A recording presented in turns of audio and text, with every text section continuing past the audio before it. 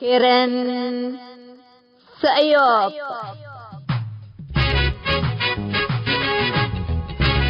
إلا كرنكم كرن سأيوب تام كرنكم كرن سأيوب تلفزيون أسنا باربسات بادر 26 is frequency 10,004 vertical symbol rate 7,500 جماعات وسنبنيش تتقدم تقدي بشبكة انترنت ما اجل تتابعوا ولا تقدروا حر راديو توم.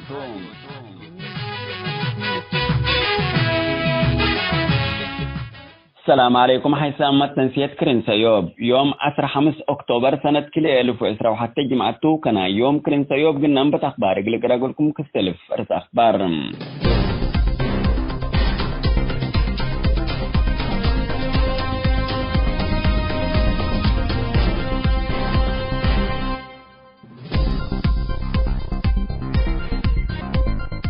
لجنة منظمين مظاهرات إريتريين لاجئين إثيوبيا حالة إريتريين لاجئين إثيوبيا أبكاسيس مثل وقول مفوض حقوق الإنسان إثيوبيا دكتور دانيال بكالي عم حبرات بوليس إثيوبيا بلغ جريمات أو عقاب لطبطتهم إريتريين 10,000 بر رشوة إندي أدفعوهم لأفقرهم كمهلو لتهدق هلام لا فيروس أخبار سما تنحكم تفاصيل للتلال يقولكم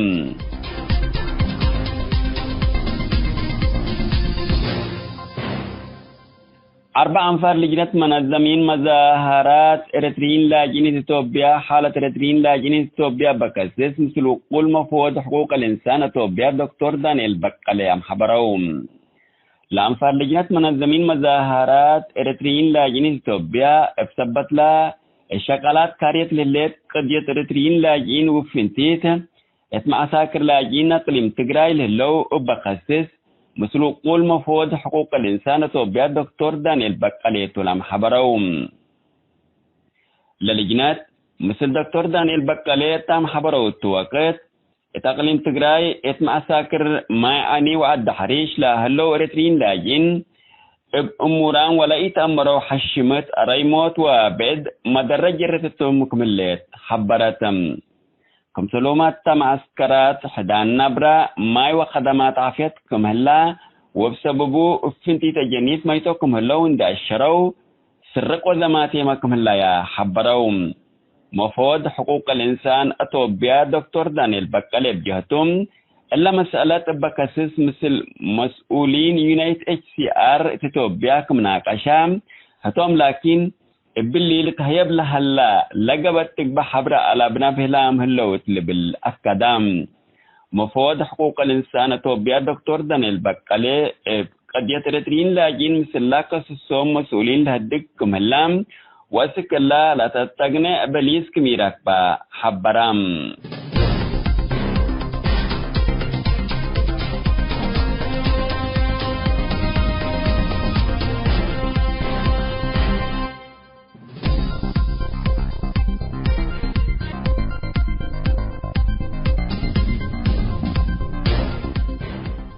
بوليس إثيوبيا أم بلغت تكبا جريمات أو عقاب لا تبتوهم إريتريين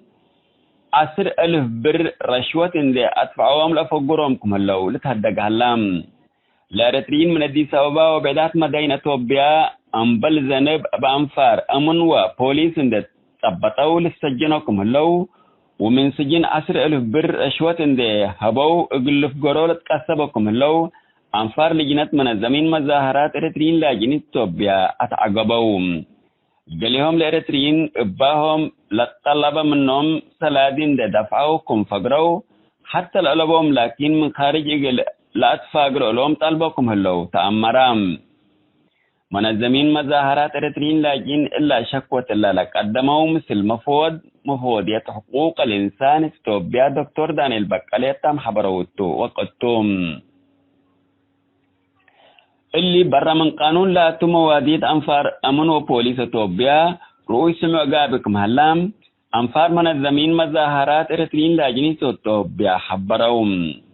اللي كنا تنتو التجرايت مع ساكر لاجين لا علو إريتريين أسك أديس أبابا اللي تو تجربوا توقيت اتقبي دي مراكز تفتيش بأنفار أمن حكومة فدرالية إثيوبيا تثبتوا سجونامكم هلو إماتات راديو رينا حبروهم لإريتريين مفوضية لاجئين منظمة مجلس قران يونايت HCR ومكتب قضية عايدين لسجلوا من ماتهم لمؤسسات بسبت متثبتهم وسجنهم متابعات واديات كمهلايا تأمرام قال منا اتقبيل تثبتوا إريتريين قضية لاجئين لتهموا أنفار ومجامع منا سجن كم أفقرهم لبد حولاكين السكازات مراكز بوليس أدي سوا سجونامكم اللول تهدق هلام حكومة فدرالية إثيوبيا لفرمت مبادئ ومادات اتفاقيات لاجئين منظمة مجلس قران فعاليات اقل تعول ودي برأس إريتريين لاجئين قبلها لأخطاءات اهتمام اقل هياب مجتمع علم دقوطاتو قل التلالي ولا تقب لجنة منظمين مظاهرات إريتريين لاجئين إثيوبيا تحسبتم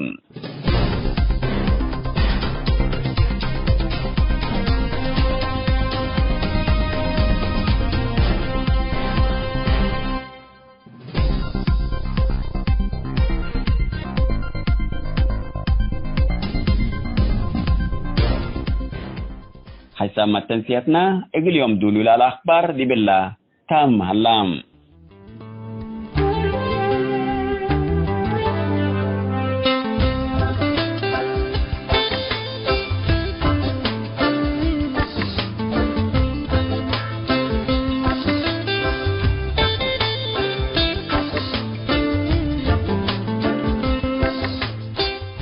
مثل كرنسيات اللي لكم حسام تنسيتنا يوم كلوت مودن لطبطنا ما تام كلنا سلف أقلية معارضة إريتريا متمثلة حنتي لتبلا رئيس مثل ناشد سياسي عثمان حجاي لقبت مقابلة أولا كفال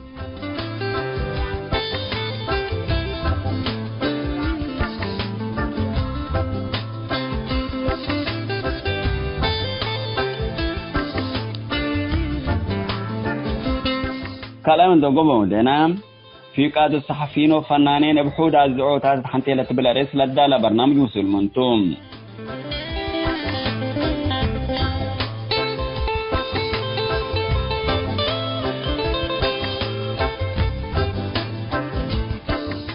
كسلف قدم دي بقى ولا برنامجنا نتعدي بحلايات تقلنا انبيت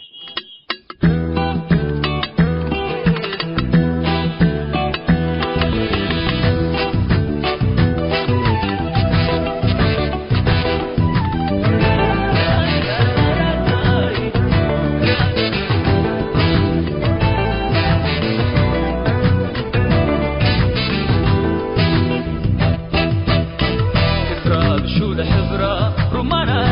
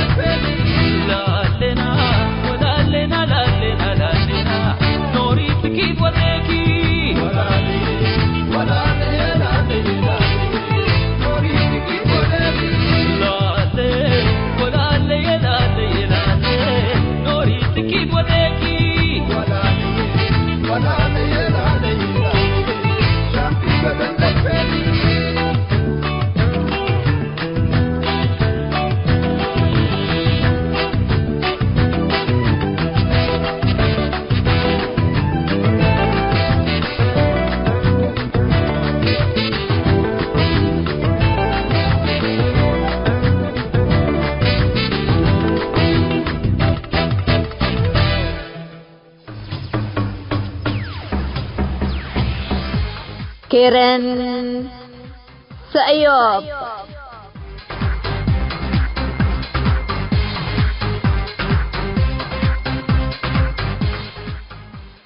طيب، السلام عليكم ورحمة الله تعالى وبركاته. شكرا الإخوة في إذاعة سيئوب لهذه الاستضافة، وإن شاء الله أتمنى أنه أنا أكون ضيف خفيف على المستمعين الكرام.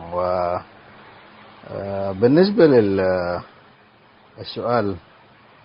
اللي مطروح، كيف تفكر المعارضة؟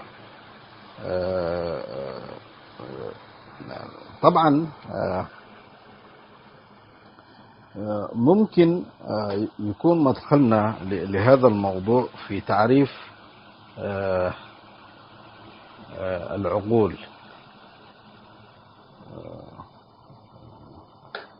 لأن في تعريف للعقول يقول إنه العقول 3 أنواع، وهو عقل يتحدث عن الأفكار، وعقل يتحدث عن الأحداث، وعقل يتحدث عن الأشخاص يعني. وما أدري وين أنا أقدر أخط العقل الإريتري وكيف يفكر العقل الإريتري، لكن الحقيقة المرة بأنه ممكن العقل الإريتري متوقف من عام 1961 يعني،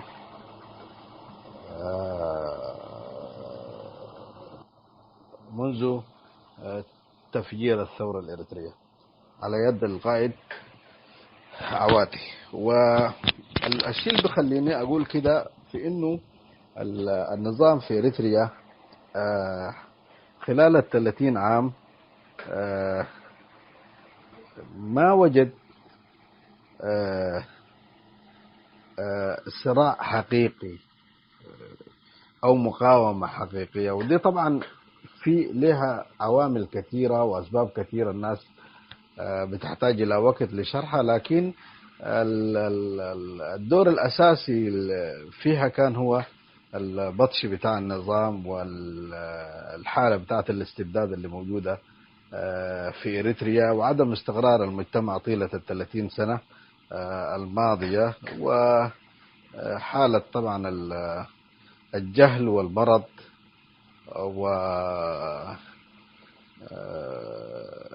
الاستقرار النفسي. يعني دي عوامل مهمة جدا جدا عشان تكون أرضية لأنه الإنسان يصبح عنده قدرة على أنه يفكر في أي حدث من الأحداث، يعني حتى على مستوى كيف يقارع النظام ده أو كيف يقاومه،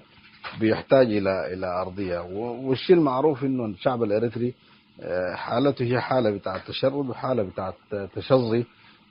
معروفة وغير مستقر. و النظام في إريتريا كان حريص على أنه هو يصنع الحالة دي. فبالتالي الجزء الأصيل فيها هو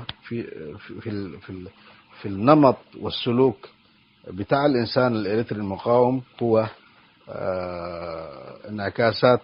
ما يفعله النظام. يعني فالنظام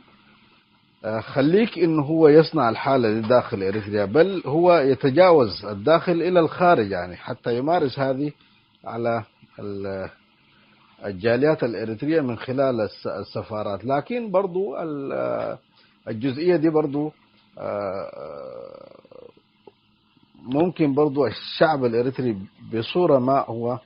مشارك فيها، لأنه طالب الحقوق دائما يضحي. يعني الإنسان اللي عنده حقوق لازم يضحي، لازم يبذل الغالي والنفيس، يقول لا، يعترض، لكن ما يسلم كده، يساق كالغنم إلى السجون وهو راضي وساكت وصابر. معتقد أن الصبر هذا هو المخرج. الصبر لوحده مش المخرج، لأنه المقاومة هي جزء من الصبر يعني في تفسيرنا لها. لكن كيف تفكر المعارضة؟ المعارضة حقيقة الفكر بتاعها أو المنطلقات الفكرية بتاعتها مش هي السبب الرئيسي فيها. الحالة بتاعت المتغيرات السريعة في العالم برضو أربكتها شوية. يعني العلاقات اللي كانت موجودة علاقات قديمة، القنوات اللي كانت موجودة قنوات قديمة، كل هذه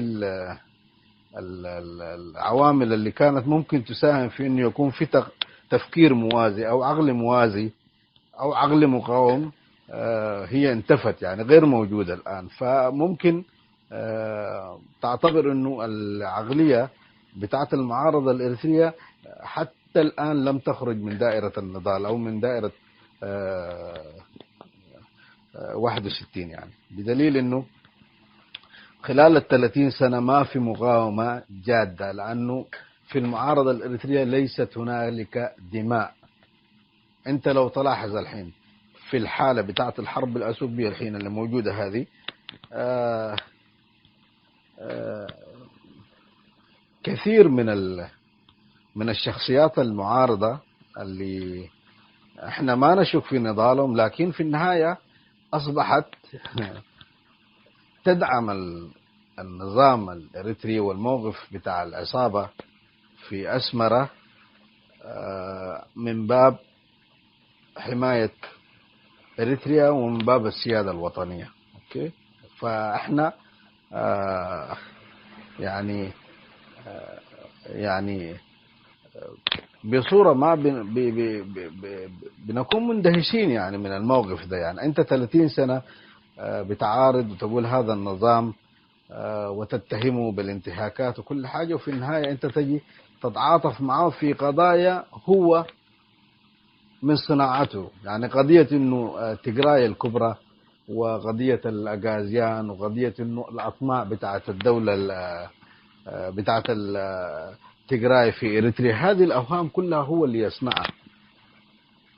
من خلال آلات الدعاية بتاعته. أوكي،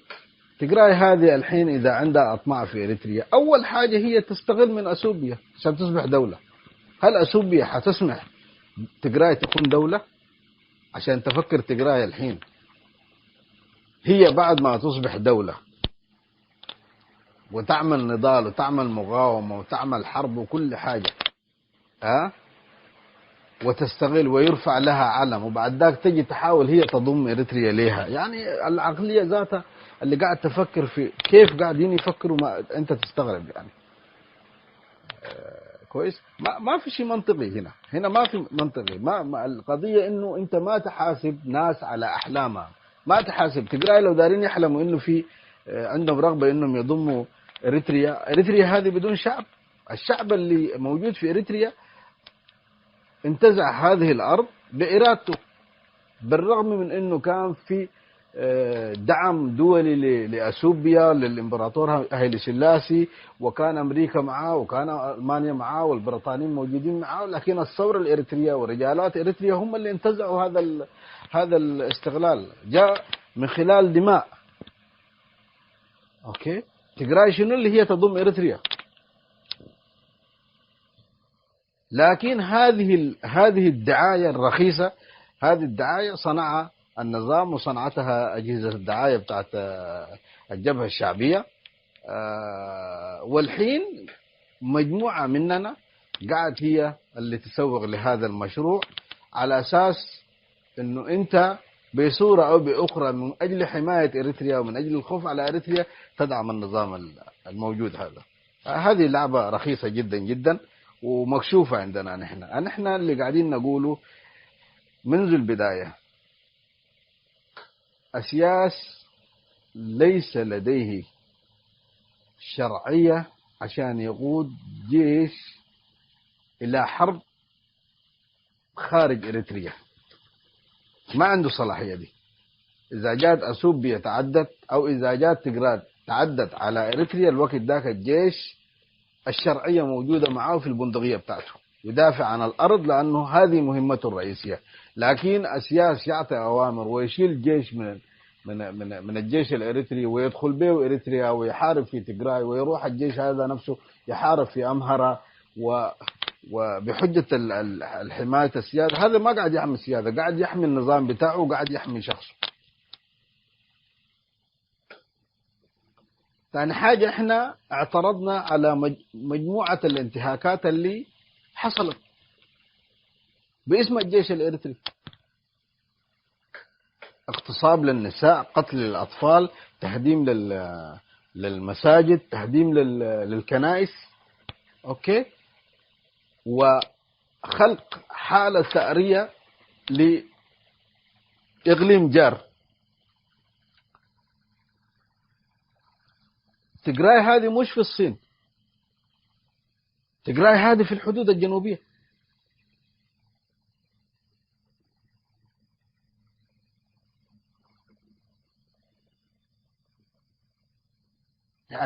يعني تجراي هذه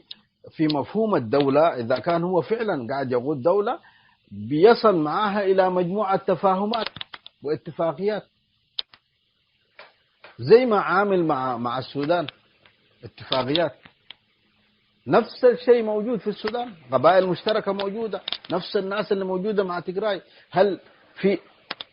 أحلام من الإخوة في السودان بأنهم يضموا إريتريا اليوم؟ هذه الأوهام زي ما ذكرنا قاعد يصنعها سياس، ويجب الشعب الإريتري يكشف هذه الأوهام. وحتى المجموعات اللي كانت في المشهد المعارض، هذه المجموعات اتضح بما لا يدع مجال للشك انها كانت تعمل داخل المعارضة الإريترية وتعطل المعارضة الإريترية لصالح السياسة فورقي ولصالح مشروعه. والحين هي اتحرقت، الحين وضحت الرؤية، منو اللي كان شغال من أجل المعارضة الإريترية من أجل التغيير، ومنو اللي كان شغال لصالح الجبهة الشعبية داخل المعارضة الإريترية. لما أنت تسألني كيف تفكر المعارضة الإريترية، ما كان في تفكير واحد، كان في عدة عقول قاعد تفكر. في العقل اللي قاعد يعارض كان في مقابله عقل قاعد يلعب لصالح النظام في في في في في إريتريا. وهذا مش ضعف في المعارضة، احنا ما قاعدين نتكلم عن الحالة بتاعة الضعف، هي يعني قياسا هي حالة بتاعة الضعف، لكن في النهاية القضية كلها معني بها الشعب الإريتري. حتى المعارضة الموجودة في الخارج هي مش المعول الرئيسي في التغيير في إريتريا على فكرة، الشعب هو اللي مسؤول من عملية التغيير. المعارضة هذه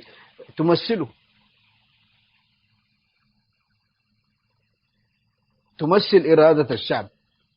تمثل رغبات الشعب. المعارضة في الخارج تمثل رغبات الشعب، هي صوت الشعب، هي اللي تعبر عن الحراك بتاعه. لما يكون الشعب ما عنده صوت هي اللي تعبر عنه. لكن ما ممكن انت تطلب من المعارضة الإريترية انها تخوض حرب مع النظام، هي وين موجودة أصلا؟ هي مشتتة في العالم. الحراك الرئيسي اللي مفترض انه هو يتحرك، الشعب من الداخل هو اللي يتحرك، والناس من الخارج تعبر عنه، تعبر عن رغباته في الحرية، تعبر عن رغباته في انه يكون لديه حقوقه الدستورية، حقوقه الشرعية، ولديه مشاركة سياسية. اوكي، المعارضة الإريترية في الخارج يعني عوامل الضغط عليها أكثر مما يتخيل، لكن لو كان فعلا في شعب حقيقي على أرض الواقع يدعمها كان يكون عندها موقف ثاني وموقف مختلف وتمثيل مختلف. ده جزء، لكن احنا ممكن نتحدث شنو المطلوب من الشعب وشنو المطلوب من المعارضة.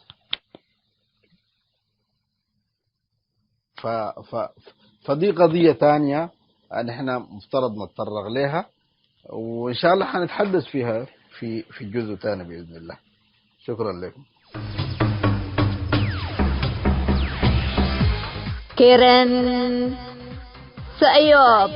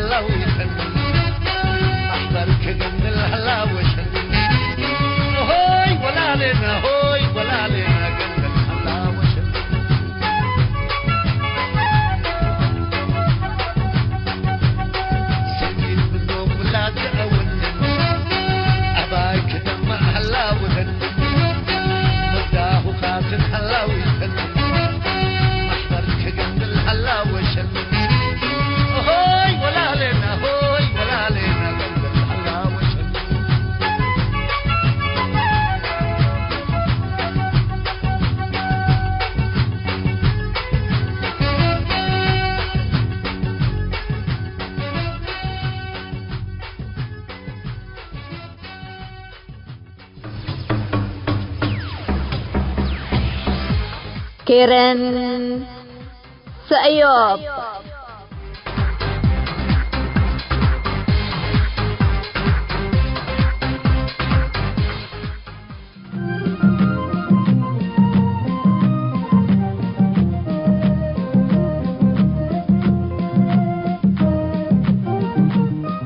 مسؤول منتو.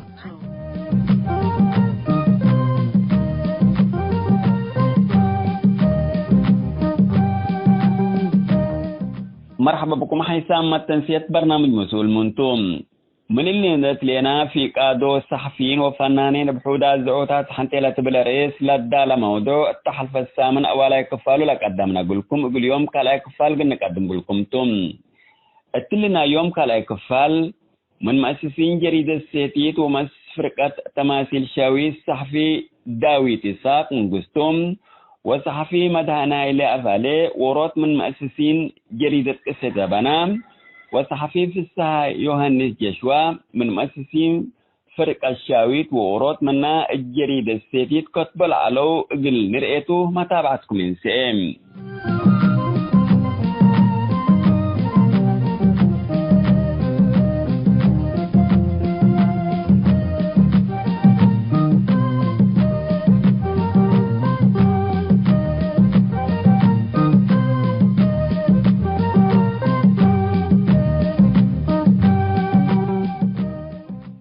صحفي داويت إساق منقستوم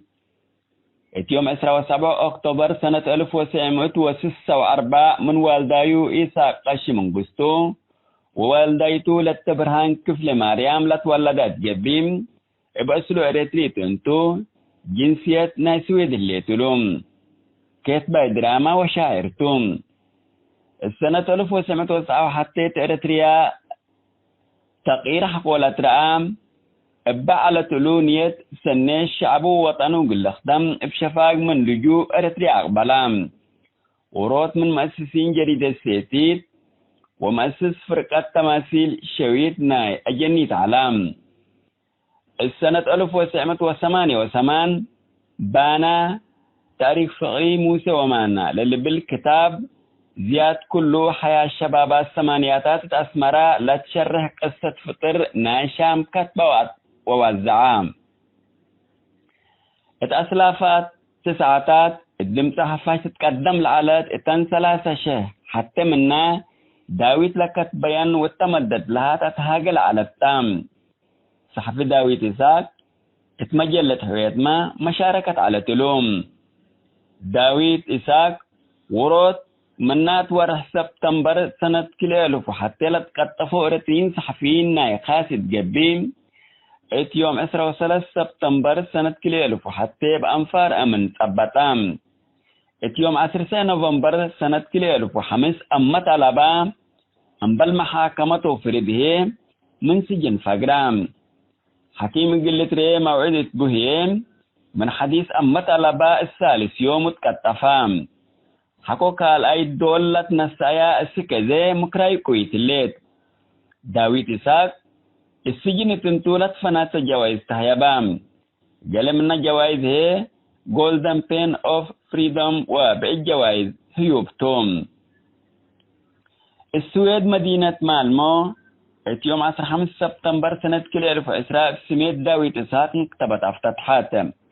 إلا مكتبة الله بسبت سانسو لتمنع كتبت لتركبت تام فري داويت للبل اقول حقوق داويت لتنادل وداويت ديما اقل الزكاة لتتفاقد حركات مهليت قد يد داويت إساق أسيكة اتحاد أوروبا تتهاجه الليت تلمدت قربت مستاقيت حقوق الإنسان فنتي لوك منظمة مجلسكران لاتا ميري لولر حكومة إريتريا اقل داويت إساق انبلغ بلغ بشروطات اقل تطلقو ليكا قدماتا بزا أقسام نايلا مؤسسات ما اقل ليكا لاند أيدو حوبرام التهلوم. كتاب داويت إساق بانا تاريخ فقري موسى ومانا للبل السنة كلي 1010 حتى اقل سلف دول اطلق السويد عند الترجمة طبع وتوزعام حريمات لغات انجليزي فرنسا والمانيا الترجمام لأفهم وصبروا للتفرق داويت بكدور ركب اندي تشكك كتاب لقبت حاجات وقتا قلت سنيتو اند بيلاكم لأمن بزحام سناتو وسب أمرو لشهدولهم لدي الدولة السويت تلجوء لرأيو عدل وتطور اتمسقط رأسو لا تأريتريا اقل لرأيو للتمن علام داوي الثلاث ولاد من مابو بسبب لا حكم جائر هتو ولادو سنيت حزيق أترو ولت بكرو بيت لهم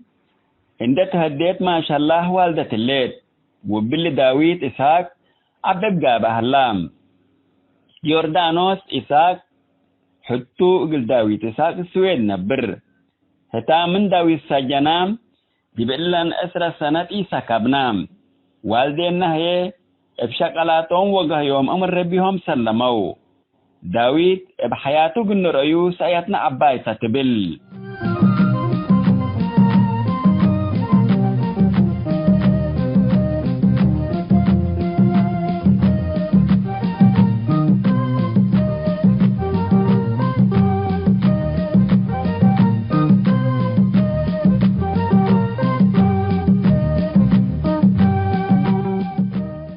مدهانة هيلي أفاليم من مواليد 1907 حتيتم صحفي مدهانة هيلي وروت من مؤسسين ونائب محرر نايلا بترود مبادئ تأمر على جريدة كسر زبناتهم أمبلا جريدة كتبل على دقوم مقالات قانون دارس ودي مجال رياضة ما متليها تنس طاولة بهلات تابل تنس علام مدرسة ابتدائية تداغا حموس حقولة درسام كلاي درجة هي مدرسة سانتانا أتمامام السنة 1907 حتى جامعة أسمران داتام السنة 1907 هي بقانون خرجام ودي بقوات بحر باتعما يموم علام قوات بحر بزحن ديتانيه البلد خرجة بمجال يقلش كندت بحلام وزارة عدل اتقسم تطور قدرات بشر شكام ومنو الديش اندع بلام اتكفل ديش 4 قسم مالية دي بخدمام مدهاني التمثل ملكياس مهرتاب هفتاب يماني يوسف الازار وقضايا حقوس اندقب او اتيوم 4 نوفمبر سنة 1989 لأنبطة وجريدة كسة دبنا مقابلة قابت مسلعلت صحفي مدهانة مقابلة لقبت مسلوم حنا سلامتا لرتاح حزينا سلام حكو الليل لقبت برنامج قلت خطط او قلت برمجي تقدرني سببه هي دمان سبت لبو افنتيت إلا لحد 5 سنوات بحرب لدمرت عدنا سلام لا تحذيها الله به العلام مدهانة بالقطافات وزارة عدل اتمكتب وزير شك علام اقل درس اسك جنوب افريقيا مداليتو اتمم علام يوم 13 سبتمبر سنة كل 1000 وحتى من بيتو تكتفام اللي سابر وفتا شكل حبركم توم اللي يعملوا الشهدولهم اقل ملكية قانون زياد لتهاقا ولا كتبا مدهانه ليه من تأثرا خبر يكون ورأس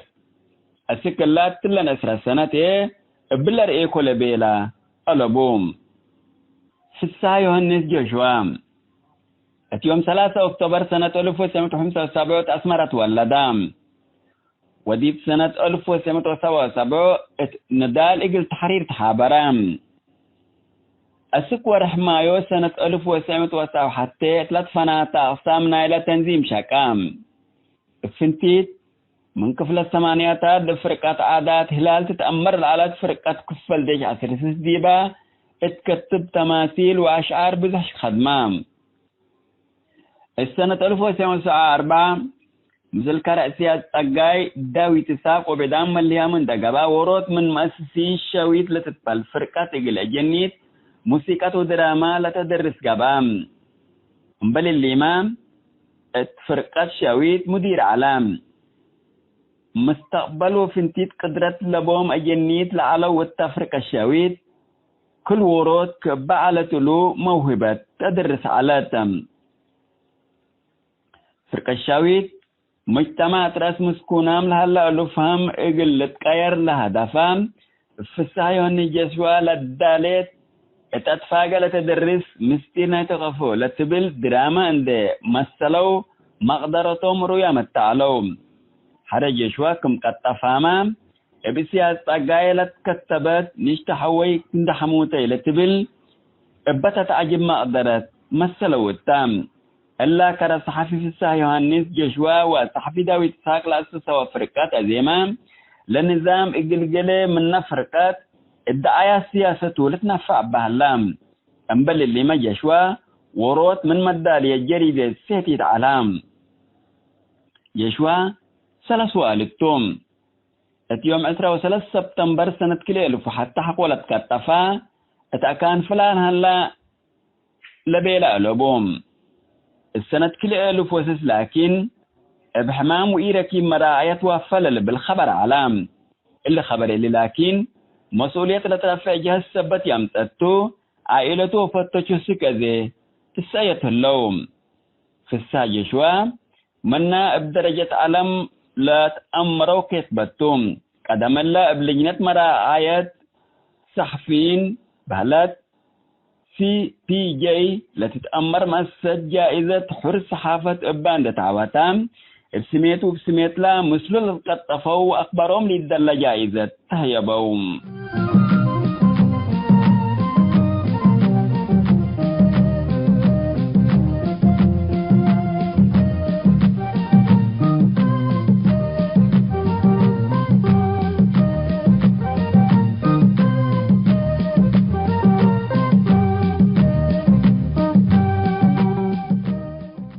حسام التنسيق برنامج مسؤول منتو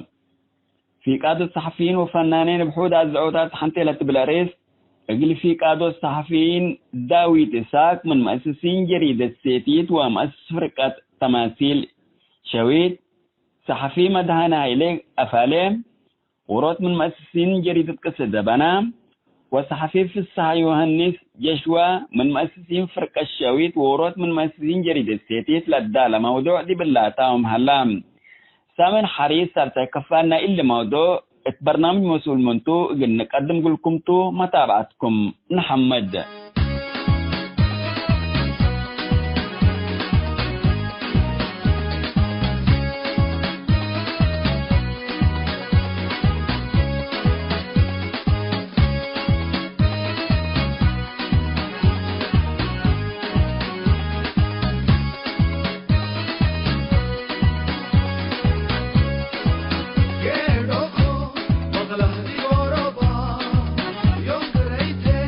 بس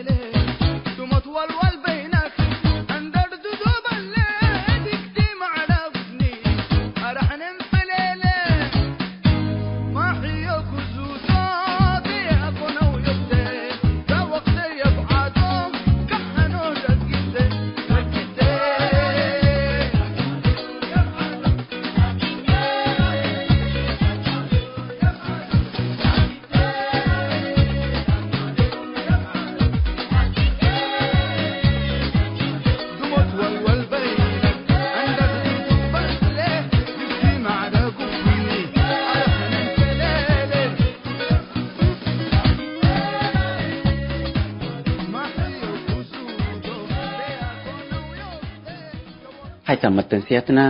نا يوم برنامجنا قلنا أخبار إقلت قمقلكم.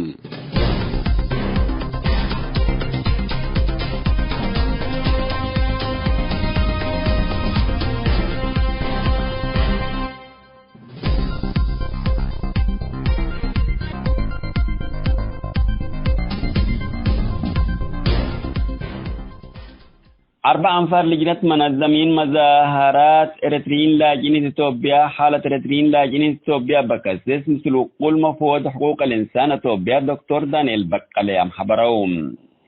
لأنفار لجنة منظمين مظاهرات إريتريين لاجئين إثيوبيا اثبت لا الشغالات كاريت لليت قضية إريتريين لاجئين وفنتيت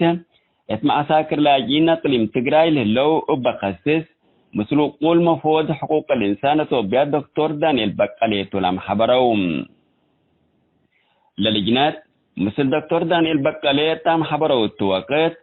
اتقلم تقراي اسمع ساكر ما أني وعد حريش لا هلو إريتريين لاجين أموران ولا يتأمروا حشمت ريموت وبعد مدرج رتتهم مكملات حبرتم كم سلومات تم عسكرات حدان نبرة ماي وخدمات عافيتكم هلا وبسببه فنتي تجنيس ما يتوكم هلا وندا الشرو سرق وزماتي ماكم هلا يا حبروم. مفوض حقوق الإنسان إثيوبيا دكتور دانيال بقالي بجهتهم إلا مسألة بكاسس مثل مسؤولين يونايت HCR إثيوبيا كمناقشة هتوم لكن باللي لتهيب لهلا لقبت تقبح حبرة على بنابهلام هلوت بالأفكادام. مفوض حقوق الإنسان إثيوبيا دكتور دانيال بقالي قد يترترين لاجين مثل لاكس السوم مسؤولين لهدكم هلام واسك الله لا تتغنى بليس كميراك با حبرام.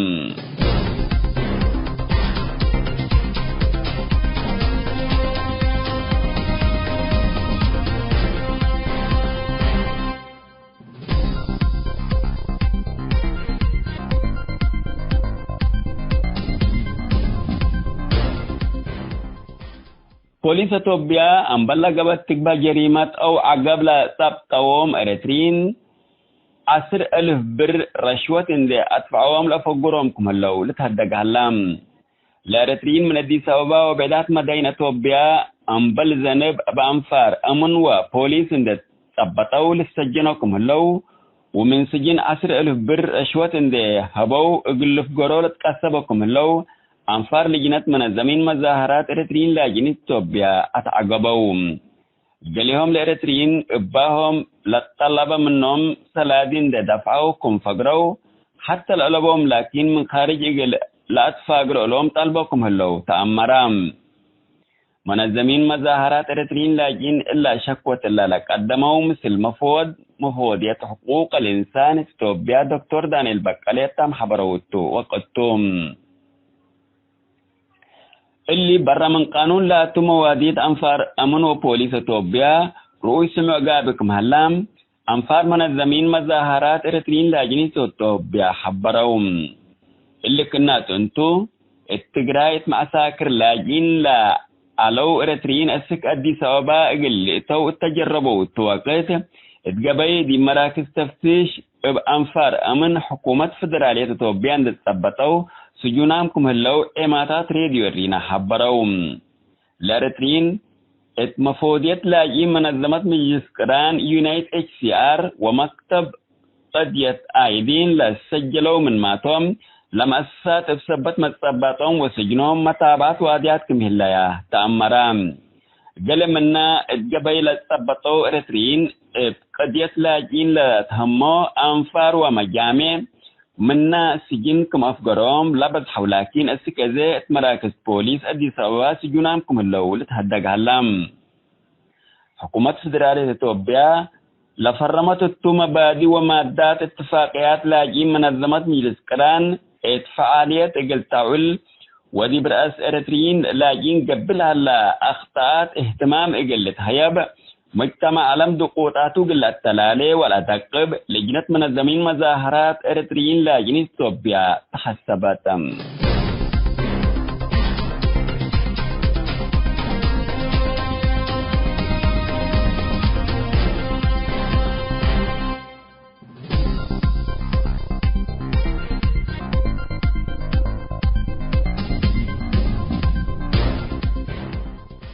حيسامة تنسيت كرن سأيوب